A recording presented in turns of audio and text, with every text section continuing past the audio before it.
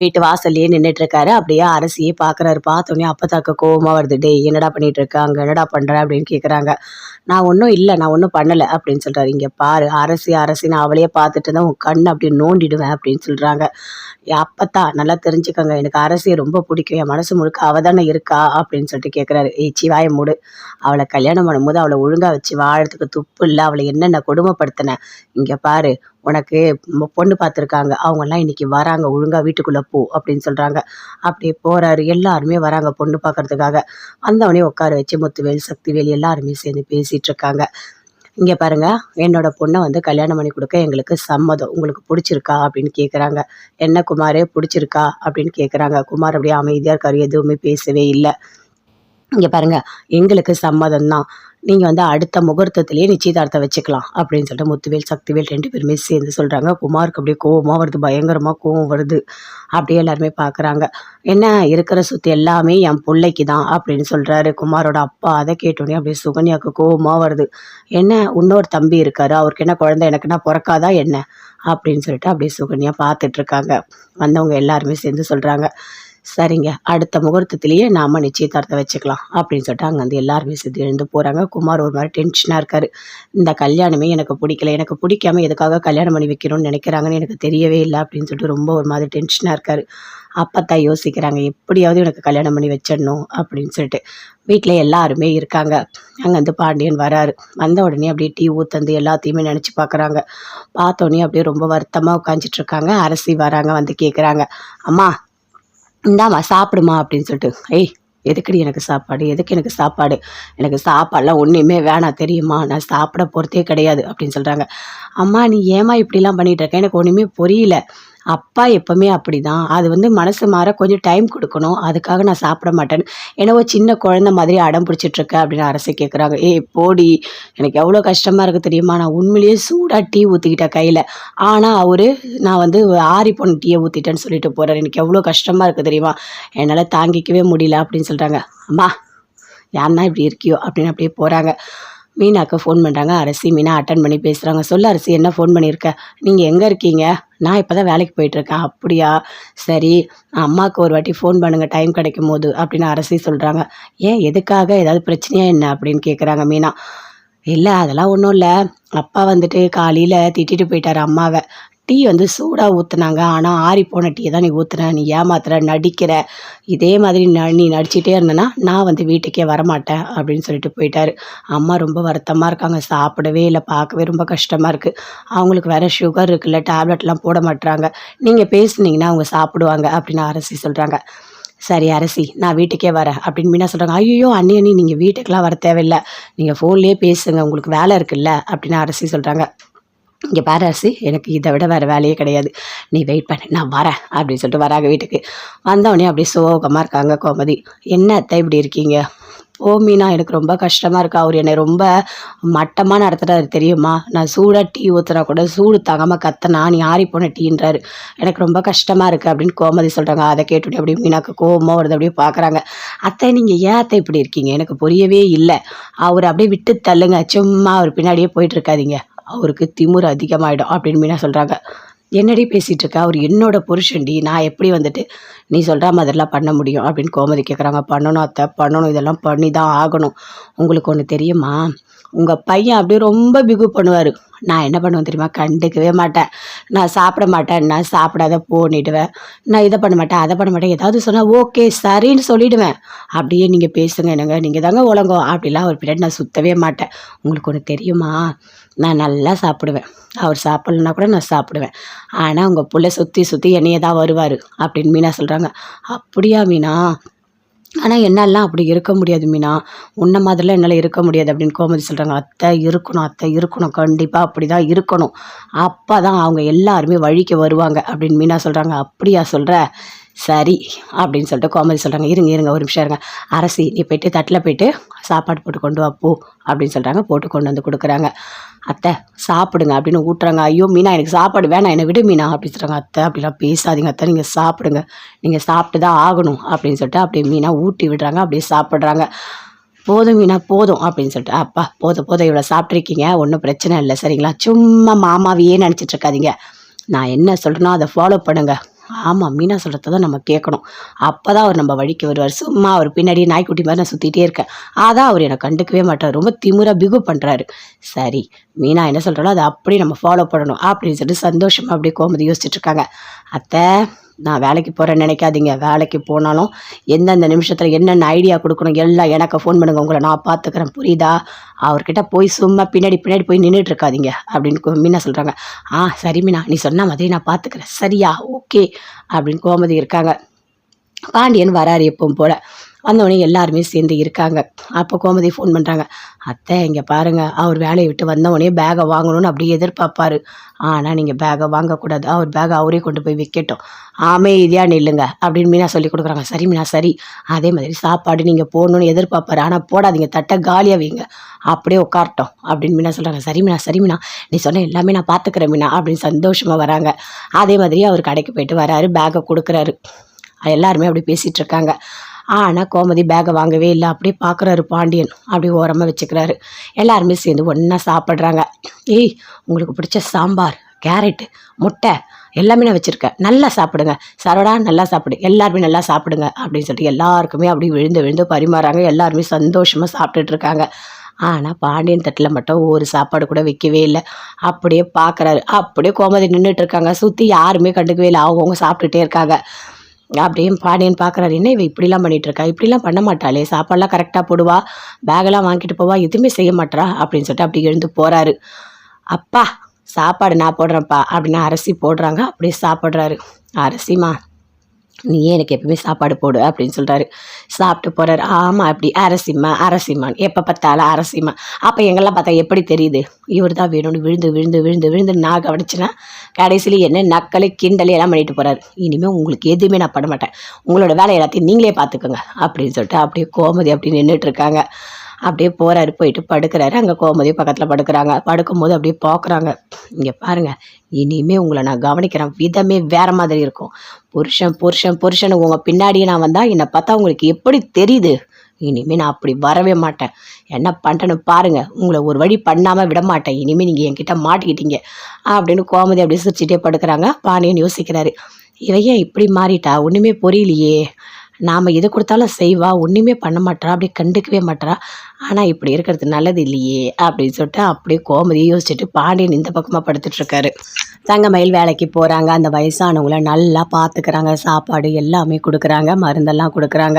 எனக்கு சாப்பாடு போதுமா அப்படின்னு சொல்கிறாங்க. என்னம்மா இப்படி பேசிகிட்டு இருக்கீங்க, நீங்கள் நல்லா சாப்பிட்ணும், நீங்கள் இன்னும் கொஞ்சம் சாப்பிடுங்க அப்படின்னு சொல்கிறாங்க. நான் சாப்பிட்டு என்னம்மா பண்ண போகிறேன், நான் வாழ்ந்து நான் போனால் அதம்மா நல்லது அப்படின்னு சொல்கிறாங்க.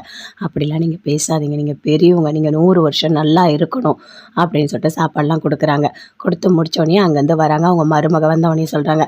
என்ன அத்தை, அவங்கள தங்கமயில் நல்லா பார்த்துக்கிட்டாளா அப்படின்னு கேட்குறாங்க. ரொம்ப நல்லா பார்த்துக்குச்சிம்மா அந்த பொண்ணு அப்படின்னு சொல்கிறாங்க.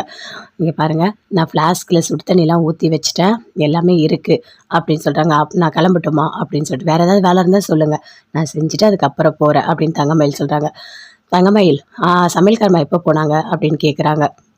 அவங்க 6 மணிக்கெலாம் போயிட்டாங்க. ஓ அப்படியா, சரி, நீ சாப்பிட்டு போ அப்படின்னு சொல்கிறாங்க.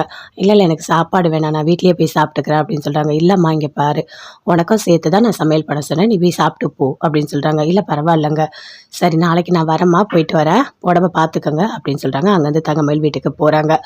போன உடனே பாக்கியாக இருக்காங்க. அப்படியே காயெல்லாம் அரிஞ்சிட்ருக்காங்க. பார்த்தோன்னே அப்படியே கத்துறாங்க. ஏய், எங்கடி போனேன், காலைல போய்ட்டு இவ்வளோ லேட்டாக வர, நல்லா போய் ஊரை சுற்றிட்டு வா அப்படின்னு சொல்கிறாங்க. அம்மா, நான் உன்னை ஊரெல்லாம் சுற்ற போகல, நான் வேலைக்கு போயிட்டு வந்தேன், அப்படி தெரியுமா அப்படின்னு தங்கமயில் சொல்கிறாங்க. என்ன சொல்கிறேன், நீ வேலைக்கு போயிட்டு வரியா அப்படின்னு கேட்குறாங்க. ஆமாம்மா, நான் வேலைக்கு தான் போயிட்டு வரேன். இங்கே பாரு, நான் இனிமேல் வேலைக்கு போயிடுவேன், சரியா? நான்லாம் ஒன்றும் உங்ககிட்ட தான்ட்ட சொல்ல சாப்பிட மாட்டேன் அப்படின்னு சொல்கிறாங்க. என்னடி ரொம்ப திமுறா பேசுகிற அப்படின்னு பாக்கியா கேட்குறாங்க. அக்கா, எங்கக்கா வேலைக்கு போனேன் அப்படின்னு சுடர் கேட்குறாங்க. இல்லை, ஒரு வயசானவங்க, அவங்களுக்கு எல்லாரும் வேலைக்கு போயிடுவாங்க, அவங்க மட்டும் தனியாக இருப்பாங்க, அவங்கக்கிட்ட பேசினா அவங்களுக்கு துணையாக இருக்கணும், அவ்வளோதான், அவங்களுக்கு சாப்பாடு மருந்தெல்லாம் கொடுக்கணும் அப்படின்னு சொல்லிட்டு தங்கமயில் சொல்கிறாங்க. ஓ, இந்த காலத்தில் சும்மா பேசுகிறது கூட சம்பளம் தருவாங்களா அப்படின்னு பாக்கியா கேட்குறாங்க. ஆமாம், எவ்வளோ சம்பளம், எவ்வளோ தருவாங்க அப்படின்னு கேட்குறாங்க. 10,000 ரூபாய், அவ்வளோதானே தருவாங்க அப்படின்னு பாக்கியா கேட்குறாங்க. பரவாயில்ல பரவாயில்ல, இதுலையாச்சும் உனக்கு அறிவு வந்தது, நல்ல வேலை தான் பார்க்குறேன். இங்கே பாரு, பணத்தெல்லாம் கரெக்டாக வாங்கிட்டு வந்துடு, சரியா அப்படின்னு அப்படியே பாக்கியா உள்ளே போகிறாங்க. சுடர் அப்படியே அந்த கிட்ட கேட்குறாங்க. அக்கா, வயசானவங்கன்னு சொல்கிறேன், உன்னால் பார்த்துக்க முடியுமா அப்படின்னு சொல்லிட்டு. நான் பார்த்துப்ப சொல்கிறாரு, இங்கே பாரு அம்மா எப்படி பேசுகிறாங்க, நீ பார்த்துக்கிட்டு தானே இருக்க, நம்ம வீட்டில் ஒரு தாத்தாவோ பாட்டியோ இருந்தால் நான் பார்த்துக்க மாட்டேனா, அப்படி தான் சொல்கிறாரு. என்னால் முடியும், நான் போகிற வேலைக்கு சரியா என்னால் தனியாக வீட்டில் இருக்க முடியல சொல்கிறாரு. ரொம்ப கஷ்டமாக இருக்குது, எனக்கு அவர் ஞாபகமாகவே இருக்குது, எனக்கு பைத்தியமே பிடிக்கிற மாதிரி இருக்குது, இப்போ எனக்கு நேரம் போயிடுது, ஏதோ அந்த பாட்டிக்கிட்ட பேசிட்டு வரேன், அதனால் எனக்கு இது ஓகே அப்படின்னு சொல்கிறாங்க. சரிக்கா அப்படின்னு சொல்லிட்டு சுடர் அப்படியே உள்ளே போகிறாங்க. தங்கமயில் யோசிக்கிறாங்க, மாமா உங்கள் ஞாபகமாகவே இருக்குது, உங்களுக்கு என் ஞாபகம் வரவே இல்லையா அப்படின்னு சொல்லிட்டு ரொம்ப ஒரு மாதிரி சரவணனை நினச்சி ரொம்ப ஃபீல் பண்ணிகிட்டு இருக்காங்க. அப்படியே வராரு. வந்த உடனே எப்பவும் போல் அஞ்சலி ஃபோன் பண்ணுறாங்க, அட்டன் பண்ணி பேசுகிறாரு. என்ன அஞ்சலி சொல்லு அப்படின்னு சொல்லிட்டு. இல்லை சரவணா, நான் கோயிலுக்கு வந்தேன், நீ இந்த பக்கமாக வந்தா வா அப்படின்னு சொல்கிறாங்க. சரி நான் வரேன் அப்படின்னு சொல்லிட்டு வராங்க. 2 பேருமே சேர்ந்து அப்படியே பேசிகிட்டு இருக்காங்க. பேசும்போது அஞ்சலி சொல்கிறாங்க, என்ன சரவணா இப்போ ஓகேவா, ஒன்றும் பிரச்சனை இல்லைல்ல, நீ அதே நினச்சிட்ருக்கியா என்ன அப்படின்னு கேட்குறாங்க. ஐயோ நான் அதெல்லாம் இப்போ நினைக்கிறதே இல்லை, இப்போ தான் மைண்டு ரிலாக்ஸாக இருக்குது, சூப்பராக இருக்குது, அழகாக போகிறேன், கடைக்கே வரேன், சாப்பிட்றேன், தூங்குறேன், எனக்கு எந்த பிரச்சனையும் இல்லை, நான் நிம்மதியாக தான் இருக்கேன் அப்படின்னு சொல்கிறாரு. அதை கேட்டோன்னே ரொம்ப சந்தோஷப்பட்டாங்க. அஞ்சலி இங்கே பார் சரவணா, இப்படி தான் இருக்கணும் சரியா, நல்லா தெரிஞ்சுக்கோ, எனக்கு ஃபோன் பண்ணக்கூடாதெல்லாம் யோசிக்காத, உனக்கு எப்போ மனசு கஷ்டமாக இருந்தாலும் எனக்கு ஃபோன் பண்ணு, நான் உங்ககிட்ட பேசுகிறேன் சரியா, சரி டைம் ஆகுது நான் கிளம்புறேன் அப்படின்னு அஞ்சலி அங்கேருந்து கிளம்பி போகிறாங்க. ரொம்ப ஃபீல் பண்ணுறாங்க.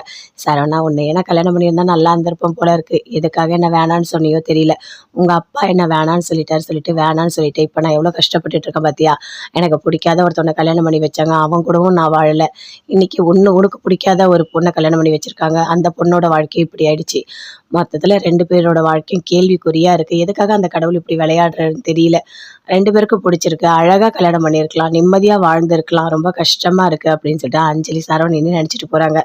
அப்போ சரவணன் யோசிக்கிறாரு, நாம் அஞ்சலியே கல்யாணம் பண்ணியிருக்கலாம், அப்பா அந்த நேரம் வேணான்னு சொல்லிட்டாரு, அதனால் வேண்டான்னு விட்டுட்டோம், ஆனால் இப்போ எவ்வளோ கஷ்டமாக இருக்குது பார்த்தீங்களா, இந்த தங்கமயில கல்யாணம் பண்ணி வச்சு ஃப்ராடு 1ஆம் நம்பர் ஃப்ராடை கல்யாணம் பண்ணி வச்சாச்சு, இப்போது அவள் கொடுத்த டார்ச்சர்லேருந்து வெளியே வரவே ரொம்ப கஷ்டமாக இருக்குது அப்படின்னு சரவணன் யோசிச்சுட்டே போகிறாரு.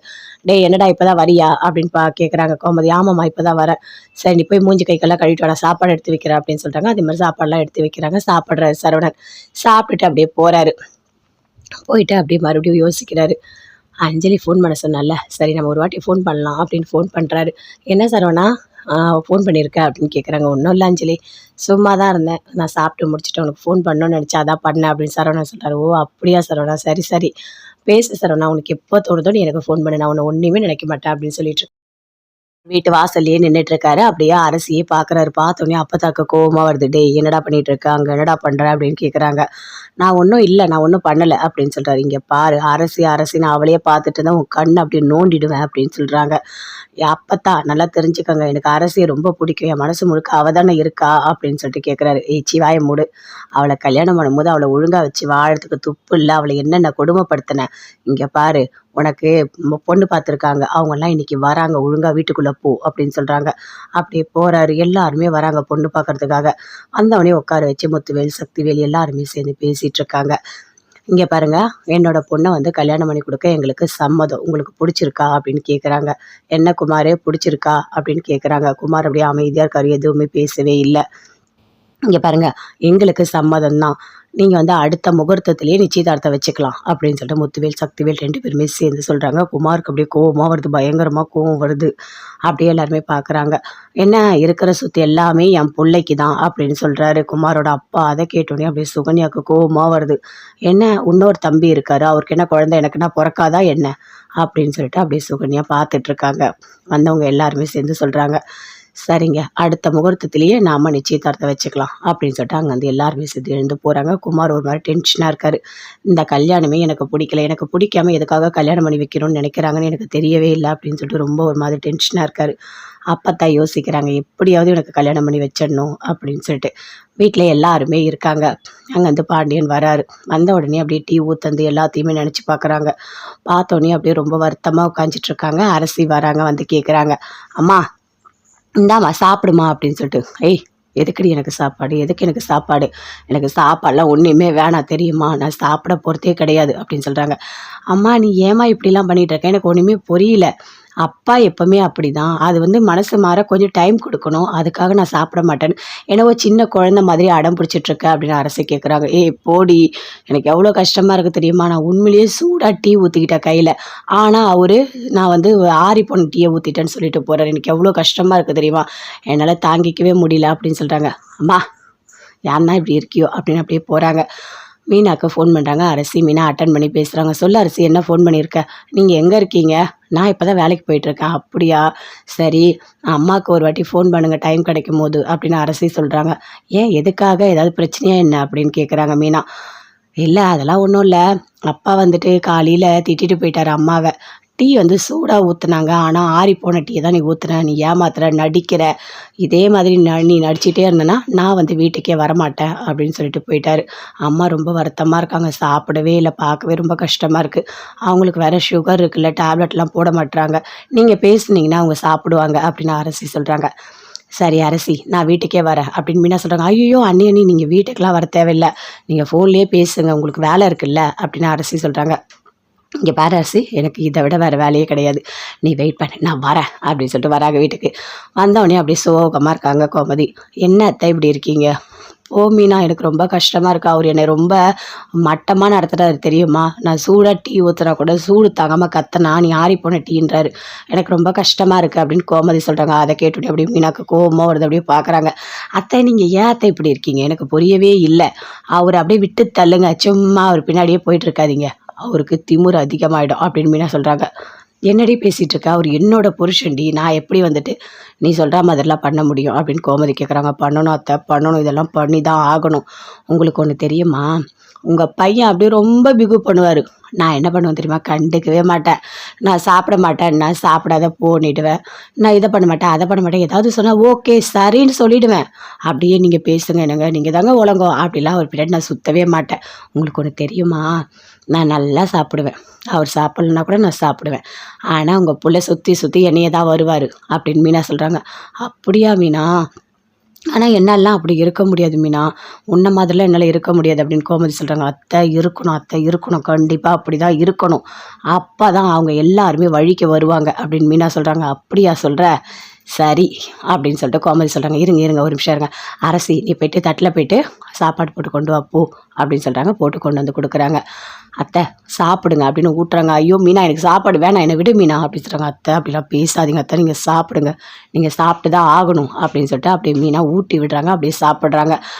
"போதும் மீனா போதும்" அப்படின்னு சொல்லிட்டு, "அப்பா போதும் போதும் இவ்வளோ சாப்பிட்ருக்கீங்க. ஒண்ணும் பிரச்சனை இல்ல சரிங்களா? சும்மா மாமாவையே நெனச்சிட்டு இருக்காதீங்க. நான் என்ன சொல்றேனோ அத ஃபாலோ பண்ணுங்க." ஆமா, மீனா சொல்றத தான் நம்ம கேட்கணும். அப்பதான் அவர் நம்ம வழிக்கு வருவாரு. சும்மா அவர் பின்னாடியே நாய்க்குட்டி மாரி நான் சுத்திட்டே இருக்கேன். அதான் அவரு என்ன கண்டுக்கவே மாட்டாரு. ரொம்ப திமிரா பிகு பண்றாரு. சரி, மீனா என்ன சொல்றாளோ அத அப்படியே நம்ம ஃபாலோ பண்ணணும் அப்படின்னு சொல்லிட்டு சந்தோஷமா அப்படியே கோமதி யோசிச்சுட்டு இருக்காங்க. "அத்தை நான் வேலைக்கு போறேன்னு நினைக்காதீங்க. வேலைக்கு போனாலும் எந்தெந்த நிமிஷத்துல என்னென்ன ஐடியா குடுக்கணும் எல்லாம் எனக்கு ஃபோன் பண்ணுங்க. உங்கள நான் பார்த்துக்கிறேன். புரியுதா? அவர்கிட்ட போய் சும்மா பின்னாடி பின்னாடி போய் நின்னுட்டு இருக்காதீங்க" அப்படின்னு மீனா சொல்றாங்க. சரி மீனா, நீ சொன்ன மாதிரி நான் பார்த்துக்கிறேன். சரியா? ஓகே" அப்படின்னு கோமதி இருக்காங்க. பாண்டியன் வராரு எப்பவும் போல. வந்தவுடனே எல்லாருமே சேர்ந்து இருக்காங்க. அப்போ கோமதி ஃபோன் பண்றாங்க. "அத்தை இங்க பாருங்க, அவர் வேலைய விட்டு வந்தவுடனே பேக்க வாங்கணும்னு அப்படியே எதிர்பார்ப்பாரு. ஆனா நீங்க பேக்க வாங்கக்கூடாது. அவர் பேக்க அவரே கொண்டு போய் வைக்கட்டும். அமைதியா நில்லுங்க" அப்படின்னு மீனா சொல்லிக் குடுக்குறாங்க. "சரி மீனா சரி. அதே மாதிரி சாப்பாடு நீங்க போடணும்னு எதிர்பார்ப்பாரு. ஆனா போடாதீங்க. தட்ட காலியா வைங்க. அப்படியே உட்காரட்டும்" அப்படின்னு மீனா சொல்றாங்க. "சரி மீனா, சரி மீனா. நீ சொன்ன எல்லாமே நான் பார்த்துக்கிறேன் மீனா" அப்படின்னு சந்தோஷமா வராங்க. அதே மாதிரி அவர் கடைக்கு போயிட்டு வராரு. பேக்க குடுக்குறாரு. எல்லாருமே அப்படி பேசிட்டு இருக்காங்க. ஆனா கோமதி பேக்க வாங்கவே இல்ல. அப்படியே பார்க்குறாரு பாண்டியன். அப்படியே ஓரமா வச்சுக்கிறாரு. எல்லாருமே சேர்ந்து ஒண்ணா சாப்பிடுறாங்க. "ஏய் உங்களுக்கு பிடிச்ச சாம்பார், கேரட், முட்டை எல்லாமே நான் வச்சிருக்கேன். நல்லா சாப்பிடுங்க. சரவணா நல்லா சாப்பிடு. எல்லாருமே நல்லா சாப்பிடுங்க" அப்படின்னு சொல்லிட்டு எல்லாருக்குமே அப்படியே விழுந்து விழுந்து பரிமாறாங்க. எல்லாருமே சந்தோஷமா சாப்பிட்டுட்டு இருக்காங்க. ஆனா பாண்டியன் தட்டுல மட்டும் ஒரு சாப்பாடு கூட வைக்கவே இல்ல. அப்படியே பார்க்குறாரு. அப்படியே கோமதி நின்னுட்டு இருக்காங்க. சுத்தி யாருமே கண்டுக்கவே இல்ல. அவங்கவங்க சாப்பிட்டுட்டே இருக்காங்க. அப்படியே பாண்டியன் பார்க்குறாரு. "என்ன இவ இப்படிலாம் பண்ணிட்டு இருக்கா? இப்படிலாம் பண்ண மாட்டாளே! சாப்பாடுலாம் கரெக்ட்டா போடுவா. பேகெல்லாம் வாங்கிட்டு போவா. எதுவுமே செய்ய மாட்றா" அப்படின்னு சொல்லிட்டு அப்படியே எழுந்து போறாரு. "அப்பா சாப்பாடு நான் போடுறேன்ப்பா" அப்படின்னு அரிசி போடுறாங்க. அப்படியே சாப்பிடுறாரு. "அரிசிம்மா நீயே எனக்கு எப்பவுமே சாப்பாடு போடு அப்படின்னு சொல்கிறாரு. சாப்பிட்டு போகிறாரு. ஆமாம் அப்படி அரசிம்மா அரசிம்மான்னு எப்போ பார்த்தாலும் அரசிம்மா. அப்போ எங்கெல்லாம் பார்த்தா எப்படி தெரியுது இவர் தான் வேணும்னு விழுந்து விழுந்து விழுந்து விழுந்து நான் கவனிச்சேன்னா கடைசியில் என்ன நக்கலை கிண்டலை எல்லாம் பண்ணிட்டு போகிறாரு. இனிமேல் உங்களுக்கு எதுவுமே நான் பண்ண மாட்டேன், உங்களோட வேலை எல்லாத்தையும் நீங்களே பார்த்துக்கோங்க அப்படின்னு சொல்லிட்டு அப்படியே கோமதி அப்படி நின்றுட்டு இருக்காங்க. அப்படியே போகிறாரு, போயிட்டு படுக்கிறாரு. அங்கே கோமதி பக்கத்தில் படுக்கிறாங்க. படுக்கும்போது அப்படியே பார்க்குறாங்க. இங்கே பாருங்கள், இனிமேல் உங்களை நான் கவனிக்கிறேன் விதமே வேறு மாதிரி இருக்கும். புருஷன் புருஷன் புருஷன் உங்கள் பின்னாடியே நான் வந்தால் என்னை பார்த்தா உங்களுக்கு எப்படி தெரியுது? இனிமேல் நான் அப்படி வரவே மாட்டேன். என்ன பண்ணுறேன்னு பாருங்கள், உங்களை ஒரு வழி பண்ணாமல் விட மாட்டேன். இனிமேல் நீங்கள் என்கிட்ட மாட்டிக்கிட்டீங்க அப்படின்னு கோமதி அப்படியே சிரிச்சிட்டே படுக்கிறாங்க. பாண்டியன் யோசிக்கிறாரு, இவ ஏன் இப்படி மாறிட்டா ஒன்றுமே புரியலையே, நாம் எது கொடுத்தாலும் செய்வா, ஒன்றுமே பண்ண மாட்டா, அப்படி கண்டுக்கவே மாட்டா. ஆனால் இப்படி இருக்கிறது நல்லது இல்லையே அப்படின்னு சொல்லிட்டு அப்படியே கோமதியை யோசிச்சுட்டு பாண்டியன் இந்த பக்கமாக படுத்துட்ருக்காரு. தங்கமயில் வேலைக்கு போகிறாங்க. அந்த வயசானவங்கள நல்லா பார்த்துக்கிறாங்க. சாப்பாடு எல்லாமே கொடுக்குறாங்க, மருந்தெல்லாம் கொடுக்குறாங்க. எனக்கு சாப்பாடு போதும்மா அப்படின்னு சொல்கிறாங்க. என்னம்மா இப்படி பேசிகிட்டு இருக்கீங்க, நீங்கள் நல்லா சாப்பிட்ணும், நீங்கள் இன்னும் கொஞ்சம் சாப்பிடுங்க அப்படின்னு சொல்கிறாங்க. நான் சாப்பிட்டு என்னம்மா பண்ண போகிறேன், நான் வாழ்ந்து நான் போனாதம்மா நல்லது அப்படின்னு சொல்கிறாங்க. அப்படிலாம் நீங்கள் பேசாதீங்க, நீங்கள் பெரியவங்க, நீங்கள் 100 வருஷம் நல்லா இருக்கணும் அப்படின்னு சொல்லிட்டு சாப்பாடெலாம் கொடுக்குறாங்க. கொடுத்து முடித்தோடனே அங்கேருந்து வராங்க. அவங்க மருமக வந்தவொடனே சொல்கிறாங்க, என்ன அத்தை அவங்கள தங்கமயில் நல்லா பார்த்துக்கிட்டாளா அப்படின்னு கேட்குறாங்க. ரொம்ப நல்லா பார்த்துக்குச்சுமா அந்த பொண்ணு அப்படின்னு சொல்கிறாங்க. இங்கே பாருங்கள், நான் ஃப்ளாஸ்கில் சுடு தண்ணிலாம் ஊற்றி வச்சுட்டேன், எல்லாமே இருக்குது அப்படின்னு சொல்கிறாங்க. நான் கிளம்பட்டுமா அப்படின்னு சொல்லிட்டு, வேறு ஏதாவது வேலை இருந்தால் சொல்லுங்கள், நான் செஞ்சுட்டு அதுக்கப்புறம் போகிறேன் அப்படின்னு தங்கமயில் சொல்கிறாங்க. தங்கமயில் சமையல்காரமா எப்போ போனாங்க அப்படின்னு கேட்குறாங்க. அவங்க 6 மணிக்கெலாம் போயிட்டாங்க. ஓ அப்படியா, சரி நீ சாப்பிட்டு போ அப்படின்னு சொல்கிறாங்க. இல்லை இல்லை எனக்கு சாப்பாடு வேணாம், நான் வீட்லேயே போய் சாப்பிட்டுக்கிறேன் அப்படின்னு சொல்கிறாங்க. இல்லைம்மா இங்கே பாரு, உனக்கும் சேர்த்து தான் நான் சமையல் பண்ண சொன்னேன், நீ போய் சாப்பிட்டு போ அப்படின்னு சொல்கிறாங்க. இல்லை பரவாயில்லைங்க, சரி நாளைக்கு நான் வரேம்மா, போயிட்டு வரேன், உடம்ப பார்த்துக்கோங்க அப்படின்னு சொல்கிறாங்க. அங்கேருந்து தங்கமயில் வீட்டுக்கு போகிறாங்க. போன உடனே பாக்கியாக இருக்காங்க. அப்படியே காயெல்லாம் அரிஞ்சிட்ருக்காங்க. பார்த்தோன்னே அப்படியே கத்துறாங்க, ஏய் எங்கடி போனேன், காலைல போய்ட்டு இவ்வளோ லேட்டாக வர, நல்லா போய் ஊரை சுற்றிட்டு வா அப்படின்னு சொல்கிறாங்க. அம்மா நான் உன்னை ஊரெல்லாம் சுற்ற போகல, நான் வேலைக்கு போயிட்டு வந்தேன், அப்படி தெரியுமா அப்படின்னு தங்கமயில் சொல்கிறாங்க. என்ன சொல்கிறேன், நீ வேலைக்கு போயிட்டு வரியா அப்படின்னு கேட்குறாங்க. ஆமாம்மா நான் வேலைக்கு தான் போயிட்டு வரேன், இங்கே பாரு நான் இனிமேல் வேலைக்கு போயிடுவேன் சரியா, நான்லாம் ஒன்றும் உங்ககிட்ட தான்ட்ட சொல்ல சாப்பிட மாட்டேன் அப்படின்னு சொல்கிறாங்க. என்னடி ரொம்ப திமுறா பேசுகிற அப்படின்னு பாக்கியா கேட்குறாங்க. அக்கா எங்கக்கா வேலைக்கு போனேன் அப்படின்னு சுடர் கேட்குறாங்க. இல்லை ஒரு வயசானவங்க, அவங்களுக்கு எல்லாரும் வேலைக்கு போயிடுவாங்க, அவங்க மட்டும் தனியாக இருப்பாங்க, அவங்கக்கிட்ட பேசினா அவங்களுக்கு துணையாக இருக்கணும், அவ்வளோதான், அவங்களுக்கு சாப்பாடு மருந்தெல்லாம் கொடுக்கணும் அப்படின்னு சொல்லிட்டு தங்கமயில் சொல்கிறாங்க. ஓ இந்த காலத்தில் சும்மா பேசுகிறது கூட சம்பளம் தருவாங்களா அப்படின்னு பாக்கியா கேட்குறாங்க. ஆமாம், எவ்வளோ சம்பளம், எவ்வளோ தருவாங்க அப்படின்னு கேட்குறாங்க. 10,000 ரூபாய் அவ்வளோதானே தருவாங்க அப்படின்னு பாக்கியா கேட்குறாங்க. பரவாயில்ல பரவாயில்ல, இதுலையாச்சும் உனக்கு அறிவு வந்தது, நல்ல வேலை தான் பார்க்குறேன், இங்கே பாரு பணத்தெல்லாம் கரெக்டாக வாங்கிட்டு வந்துடு சரியா அப்படின்னு அப்படியே பாக்கியா உள்ளே போகிறாங்க. சுடர் அப்படியே அந்த கிட்டே கேட்குறாங்க. அக்கா வயசானவங்கன்னு சொல்கிறேன், உன்னால் பார்த்துக்க முடியுமா அப்படின்னு சொல்லிட்டு. நான் பார்த்துப்பேன் சுடர், இங்கே பாரு அம்மா எப்படி பேசுகிறாங்க, நீ பார்த்துக்கிட்டு தானே இருக்க, நம்ம வீட்டில் ஒரு தாத்தாவோ பாட்டியோ இருந்தால் நான் பார்த்துக்க மாட்டேன்னா, அப்படி தான் சுடர், என்னால் முடியும், நான் போகிற வேலைக்கு சரியா, என்னால் தனியாக வீட்டில் இருக்க முடியல சுடர், ரொம்ப கஷ்டமாக இருக்குது, எனக்கு அவர் ஞாபகமாகவே இருக்குது, எனக்கு பைத்தியமே பிடிக்கிற மாதிரி இருக்குது, இப்போ எனக்கு நேரம் போயிடுது, ஏதோ அந்த பாட்டிக்கிட்ட பேசிட்டு வரேன், அதனால் எனக்கு இது ஓகே அப்படின்னு சொல்கிறாங்க. சரிக்கா அப்படின்னு சொல்லிட்டு சுடர் அப்படியே உள்ளே போகிறாங்க. தங்கமயில் யோசிக்கிறாங்க. மாமா உங்கள் ஞாபகமாகவே இருக்குது, உங்களுக்கு என் ஞாபகம் வரவே இல்லையா அப்படின்னு சொல்லிட்டு ரொம்ப ஒரு மாதிரி சரவணனை நினச்சி ரொம்ப ஃபீல் பண்ணிகிட்டு இருக்காங்க. அப்படியே வராரு. வந்தவொடனே எப்பவும் போல் அஞ்சலி ஃபோன் பண்ணுறாங்க. அட்டன் பண்ணி பேசுகிறாரு. என்ன அஞ்சலி சொல்லு அப்படின்னு சொல்லிட்டு. இல்லை சரவணா நான் கோயிலுக்கு வந்தேன், நீ இந்த பக்கமாக வந்தா வா அப்படின்னு சொல்கிறாங்க. சரி நான் வரேன் அப்படின்னு சொல்லிட்டு வராங்க. 2 பேருமே சேர்ந்து அப்படியே பேசிகிட்டு இருக்காங்க. பேசும்போது அஞ்சலி சொல்கிறாங்க, என்ன சரவணா இப்போ ஓகேவா, ஒன்றும் பிரச்சனை இல்லைல்ல, நீ அதே நினச்சிட்ருக்கியா என்ன அப்படின்னு கேட்குறாங்க. ஐயோ நான் அதெல்லாம் இப்போ நினைக்கிறதே இல்லை, இப்போ தான் மைண்டு ரிலாக்ஸாக இருக்குது, சூப்பராக இருக்குது, அழகாக போகிறேன், கடைக்கே வரேன், சாப்பிட்றேன், தூங்குறேன், எனக்கு எந்த பிரச்சனையும் இல்லை, நான் நிம்மதியாக தான் இருக்கேன் அப்படின்னு சொல்கிறாரு. அதை கேட்டோன்னே ரொம்ப சந்தோஷப்பட்டாங்க. அஞ்சலி இங்கே பார் சரவணா இப்படி தான் இருக்கணும் சரியா, நல்லா தெரிஞ்சுக்கோ, எனக்கு ஃபோன் பண்ணக்கூடாதெல்லாம் யோசிக்காத, உனக்கு எப்போ மனசு கஷ்டமாக இருந்தாலும் எனக்கு ஃபோன் பண்ணு, நான் உங்ககிட்ட பேசுகிறேன் சரியா, சரி டைம் ஆகுது நான் கிளம்புறேன் அப்படின்னு அஞ்சலி அங்கேருந்து கிளம்பி போகிறாங்க. ரொம்ப ஃபீல் பண்ணுறாங்க.